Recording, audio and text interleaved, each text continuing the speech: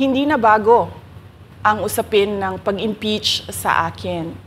Kung babalik tayo nung nakaraang taon, ay nagsalita na si Franz Castro noong November 2023. Nagsabi na siya, ay pinag-uusapan namin ang impeachment ni Inday Sara. At nagbigay siya ng mga basehan doon sa ifa-file daw nila na impeachment. Kaya tuloy-tuloy lang yan na pinag-uusapan openly diyan sa House of Representatives ang impeachment.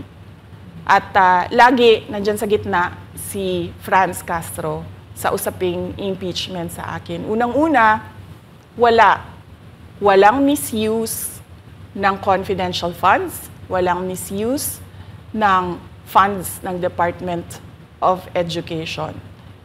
Kaya ngayon, ay pinipilit nilang gawan ng basihan yung mga sinasabi nila na impeachment sa akin. Kaya hindi bago yan na pinag-uusapan ang impeachment. Kasama yan sa plano nila laban sa akin.